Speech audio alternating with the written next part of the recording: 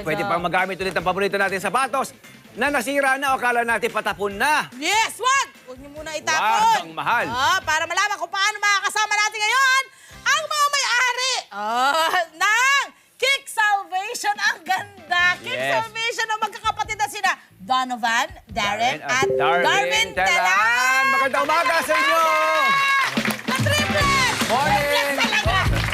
Morning! Dito kayo sa gitna. Ayan, dito kayo sa gitna. Morning, guys. Sino ang pinakamatanda? Ako po. Ayan, sino pangalawa? Opo. Kasunod. Ayan. At ang, Sino si Donovan? Yes, ma'am. Donovan, Darren. Darwin. Darwin. Taga saan kayo, bro? Taga saan? From San Jose del Monte, Bulacan. Bulacan.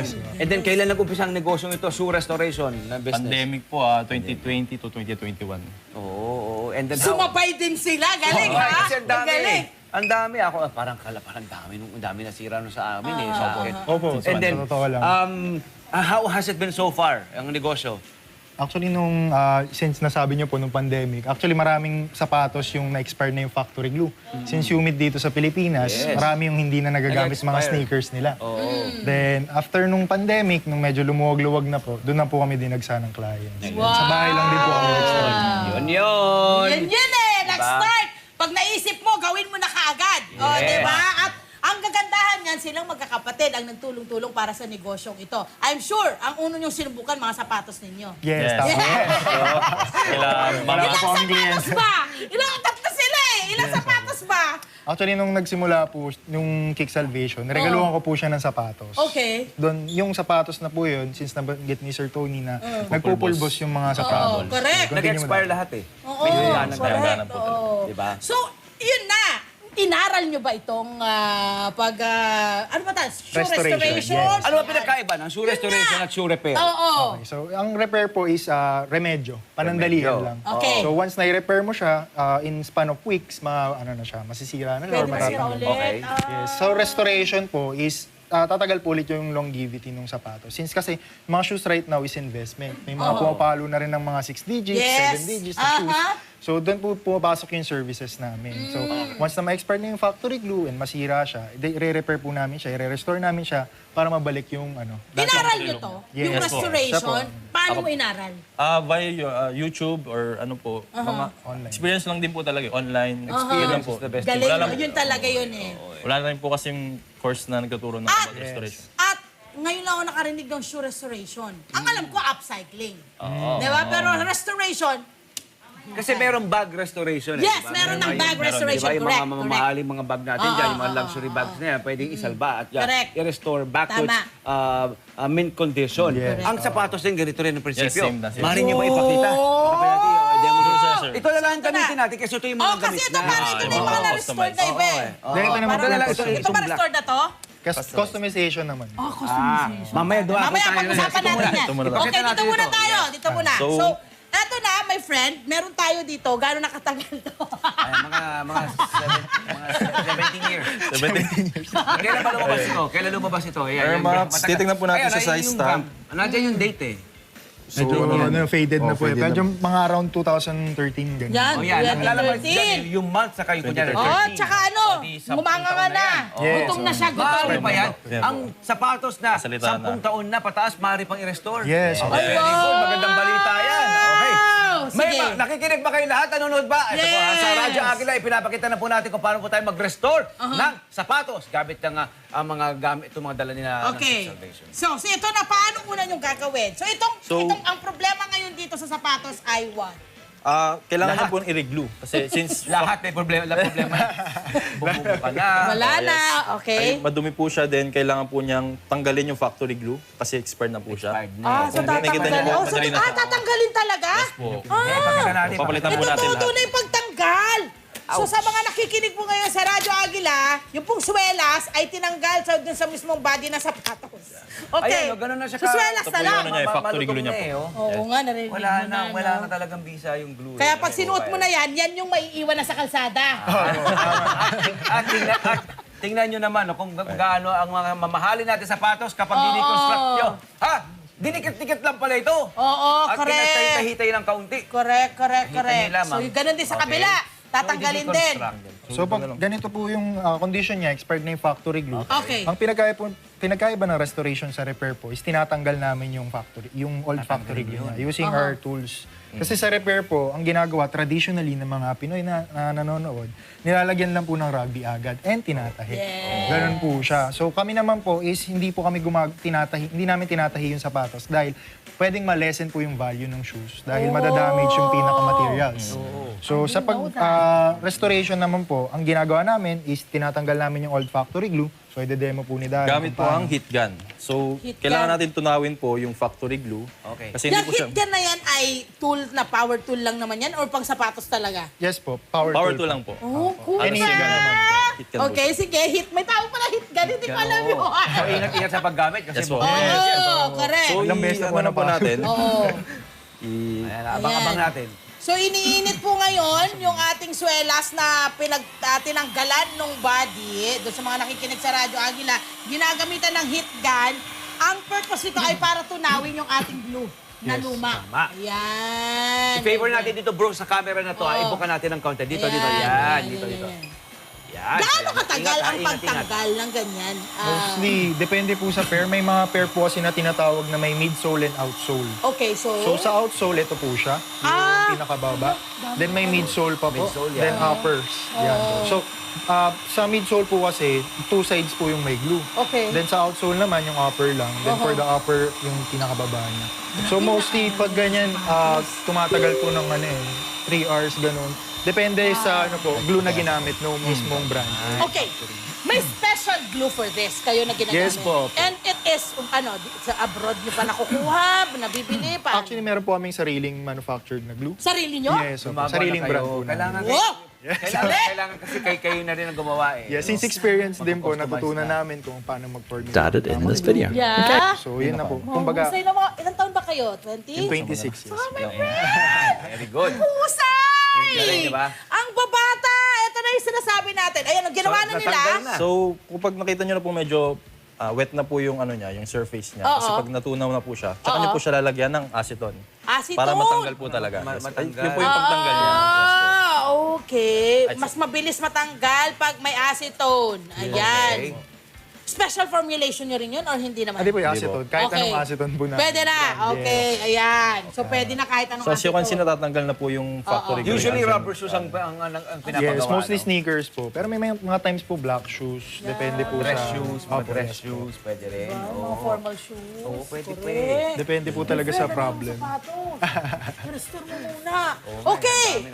Magkano usually at gaano katagal yung restoration ng isang pares ng sapatos? For regluing po, ang starting price namin is around 950. Okay. Since may kasama na rin pong cleaning yun. Oh, wow. Okay. So, parang i-restore po namin yun.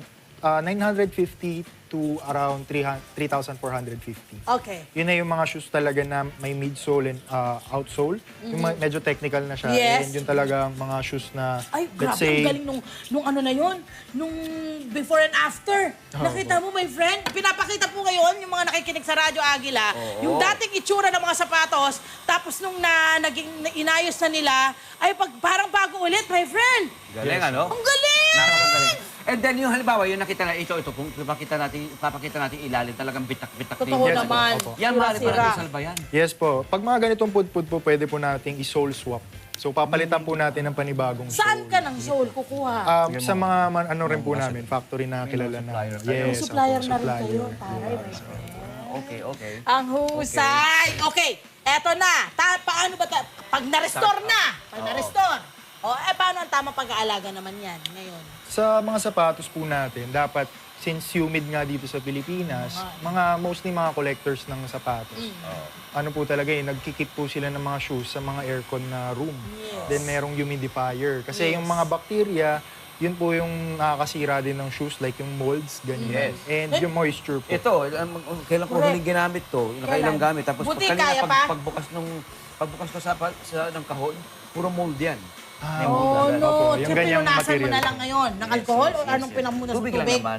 Tubig lang. Yes, opo. Ayan. Naku, pero paano pag walang aircon. Ayun. Talaga ako, ganun agad ako. Siyempre, hindi lang ako Kababayan natin. aircon eh. Yes, Oh, oo. parang Tama. yun, my Pag friend. mga open area yun po. Kasi sa totoo lang, hindi naman po na talaga natin maiiwasan na masira po talaga yung sapatos. Yes, totoo naman din. So, pwede nating mapatagal. Ang misconception kasi, the more na hindi natin ginagamit yung shoes, the more na hindi siya masisira. Totoo ba yun? Pero ang katotohanan po is mas maganda, mas madalas nyong gamitin yung mga pairs nyo.